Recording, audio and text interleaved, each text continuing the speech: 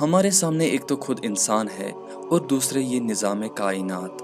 ہم انسان کو اس نظام کائنات کے اندر رکھ کر دیکھیں گے کہ جو کچھ انسان میں ہے، آیا اس کے سارے تقاضے اس نظام میں پورے ہو جاتے ہیں یا کوئی چیز بچی رہ جاتی ہے جس کے لیے کسی دوسری نوعیت کے نظام کی ضرورت ہو۔ ہم دیکھتے ہیں کہ انسان ایک تو جسم رکھتا ہے جو بہت سے ایٹمز اور مالیکیولز کی بنی ہے۔ اس کے جواب میں کائنات کے اندر بھی مٹی، پتھر، دھاتیں، نمک، گیسیں، دریا اور اسی جنس کی دوسری چیزیں موجود ہے۔ ان چیزوں کو کام کرنے کے لیے جتنے قوانین کی ضرورت ہے وہ سب کائنات کے اندر کار فرما ہے، اور جس طرح وہ باہر کی فضا میں پہاڑوں، دریاؤں اور ہواؤں کو اپنے حصے کا کام پورا کرنے کا موقع دے رہے ہیں، اسی طرح انسانی جسم کو بھی ان قوانین کے تحت کام کرنے کا موقع حاصل ہے۔ پھر انسان ایک ایسا وجود ہے جو گرد و پیش کی چیزوں سے غذا لے کر بڑھتا اور نشو و نما حاصل کرتا ہے۔ اسی جنس کے درخت، پودے اور گھاس پھوس کائنات میں بھی موجود ہے، اور وہ قوانین بھی یہاں پائے جاتے ہیں جو نشو و نما پانے والے اجسام کے لیے درکار ہے۔ پھر انسان ایک زندہ وجود ہے جو اپنے ارادے سے حرکت کرتا ہے، اپنی غذا خود اپنی کوشش سے فراہم کرتا ہے، اپنے نفس کی آپ حفاظت کرتا ہے اور اس کو باقی رکھنے کا انتظام کرتا ہے۔ کائنات میں اس جنس کی بھی دوسری بہت سی قسمیں موجود ہے۔ خشکی، تری اور ہوا میں بے شمار حیوانات پائے جاتے ہیں، اور وہ قوانین بھی تمام و کمال یہاں کار فرما ہے جو ان زندہ ہستیوں کے پورا دائرہ عمل پر حاوی ہونے کے لیے کافی ہے۔ ان سب چیزوں کے اوپر انسان اور ایک خاص نوعیت کا وجود بھی رکھتا ہے جس کو ہم اخلاقی وجود کہتے ہیں۔ اس کے اندر نیکی اور بدی کرنے کا شعور ہے، نیک اور بد کی تمیز ہے، نیکی اور بدی کرنے کی قوت ہے، اور اس کی فطرت یہ مطالبہ کرتی ہے کہ نیکی کا اچھا اور بدی کا برا نتیجہ ظاہر ہو۔ وہ ظلم اور انصاف، سچائی اور جھوٹ، حق اور ناحق، رحم اور بے رحمی، انسان اور انسان فراموشی، امانت اور خیانت اور ایسی ہی مختلف اخلاقی صفات کے درمیان فرق کرتا ہے۔ یہ صفات عملاً اس کی زندگی میں پائی جاتی ہے، اور یہ محض خیالی چیزیں نہیں ہے بلکہ بالفعل ان کے اثرات انسانی تمدن پر مرتب ہوتے ہیں۔ لہٰذا انسان جس فطرت پر پیدا ہوا اس کا شدت کے ساتھ یہ تقاضا ہے کہ جس طرح اس کے افعال کے طبعی نتائج رونما ہوتے ہیں اسی طرح اخلاقی نتائج بھی رونما ہو۔ مگر نظام کائنات پر گہری نگاہ ڈال کر دیکھیے، کیا اس نظام میں انسانی افعال کے اخلاقی نتائج پوری طرح رونما ہو سکتے ہیں؟ اس بات کا امکان بہت ہی کم ہے، اسی لیے کہ یہاں کم از کم ہمارے علم کی حد تک کوئی دوسری ایسی مخلوق نہیں پائی جاتی جو اخلاقی وجود رکھتی ہو۔ سارا نظام کائنات طبعی قوانین کے ماتحت چل رہا ہے۔ اخلاقی قوانین اس میں کسی طرف کار فرما نظر نہیں آتے۔ یہاں پیسوں میں وزن اور قیمت ہے، مگر سچائی، دیانتداری میں وزن نہیں ہے۔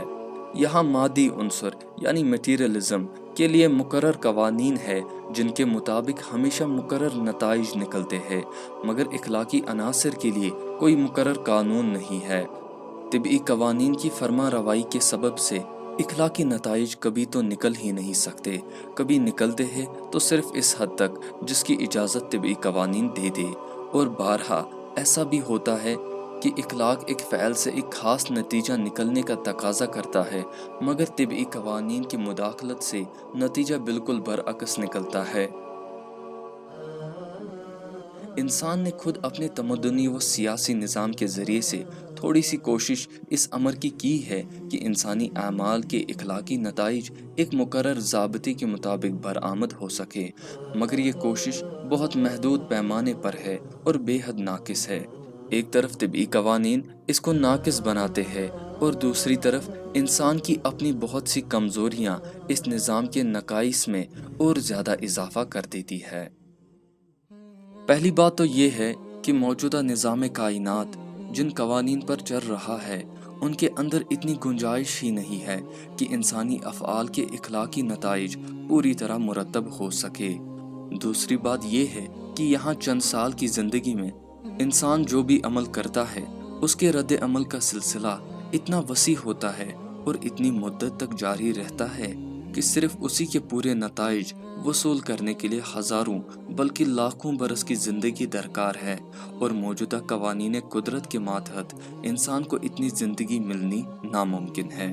اس سے معلوم ہوا کہ انسانی ہستی کے خاکی اور حیوانی عناصر کے لیے تو موجودہ طبعی دنیا یعنی کہ فزیکل ورلڈ اور اس کے طبعی قوانین کافی ہے، مگر اس کے اخلاقی عنصر کے لیے یہ دنیا بالکل ناکافی اور غیر مکمل ہے۔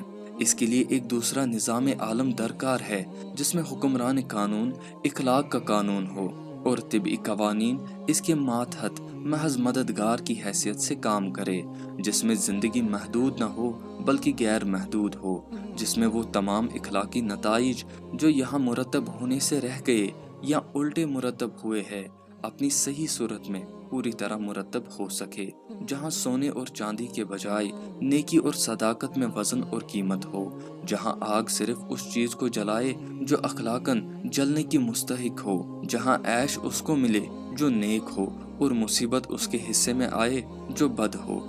عقل چاہتی ہے، فطرت مطالبہ کرتی ہے کہ ایک ایسا نظام عالم ضرور ہونا چاہیے۔ جہاں تک عقلی استدلال کا تعلق ہے وہ ہم کو صرف ہونا چاہیے کی حد تک لے کر چھوڑ دیتا ہے۔ اب رہا یہ سوال کہ کیا واقعی کوئی ایسا عالم ہے بھی، تو ہماری عقل اور ہمارا علم دونوں اس کا حکم لگانے سے عاجز ہے۔ یہاں قرآن ہماری مدد کرتا ہے، وہ کہتا ہے کہ تمہاری عقل اور تمہاری فطرت جس چیز کا مطالبہ کرتی ہے فی الواقع وہ ڈالا جائے گا۔ اس کے بعد ایک دوسرا نظام بنے گا جس میں زمین و آسمان اور ساری چیزیں ایک دوسرے ڈنگ پر ہوں گی۔ پھر اللہ تعالیٰ تمام انسانوں کو جو ابتدا سے قیامت تک پیدا ہوئے تھے دوبارہ پیدا کرے گا اور بیک وقت ان سب کو اپنے سامنے جمع کر دے گا۔ وہاں ایک ایک شخص کا، ایک ایک قوم کا اور پوری انسانیت کا ریکارڈ ہر غلطی اور ہر فراڈ سے محفوظ ہوگا۔ ہر شخص کے ایک ایک عمل کا جتنا رد عمل دنیا میں ہوا ہے اس کا پورا ریکارڈ موجود ہوگا۔ وہ تمام نسلیں گواہ کے طور پر حاضر ہوں گی جو اس رد عمل سے متاثر ہوئے۔ ایک ایک ذرہ جس پر انسان کے اقوال اور افعال کے نقوش ثبت ہوئے تھے اپنی داستان سنائیں گے۔ خود انسان کے ہاتھ، پاؤں، آنکھ، زبان، غرض تمام اعضاء شہادت دیں گے کہ ان سے اس انسان نے کس طرح کام لیا۔ پھر اس ریکارڈ پر وہ سب سے بڑا حاکم پورے انصاف کے ساتھ فیصلہ کرے گا کہ کون کتنے انعام کا مستحق ہے اور کون کتنی سزا کا۔ یہ انعام اور سزا دونوں چیزیں اتنے بڑے پیمانے پر ہوں گی جن کا کوئی اندازہ موجودہ نظام عالم کی محدود مقداروں کے لحاظ سے نہیں لیا جا سکتا۔ وہاں وقت اور جگہ کے معیار کچھ اور ہوں گے، وہاں کی مقداریں کچھ اور ہوں گی، وہاں کے قوانین قدرت کسی اور قسم کے ہوں گے۔ انسان کی جن نیکیوں کے اثرات دنیا میں ہزاروں برس چلتے رہے ہیں وہاں وہ ان کا بھرپور صلہ وصول کر سکے گا، بغیر اس کے کہ موت اور بیماری اور بڑھاپا اس کے عیش کا سلسلہ توڑ سکے۔ اور اسی طرح انسان کی جن برائیوں کے اثرات دنیا میں ہزارہ برس تک اور بے شمار انسانوں تک پھیلتے رہے ہیں وہ ان کو پوری سزا بھگتے گا، بغیر اس کے کہ موت اور بے ہوشی آ کر اسے تکلیف سے بچائے۔ ایسی ایک زندگی اور ایسے ایک عالم کو جو لوگ ناممکن سمجھتے ہیں یہ ان کے ذہن کی تنگ نظری ظاہر کرتا ہے۔ اگر ہمارے موجودہ نظام عالم کا موجودہ قوانین قدرت کے ساتھ موجود ہونا ممکن ہے تو آخر ایک دوسرے نظام عالم کا دوسرے قوانین کے ساتھ وجود میں آنا کیوں ناممکن ہو؟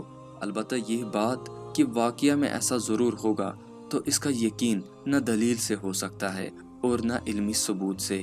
اس کے لیے ایمان بالغیب کی بے انتہا ضرورت ہے، جو کہ قرآن کریم اپنے پڑھنے والوں کو صاف صاف طور پر کہتا ہے۔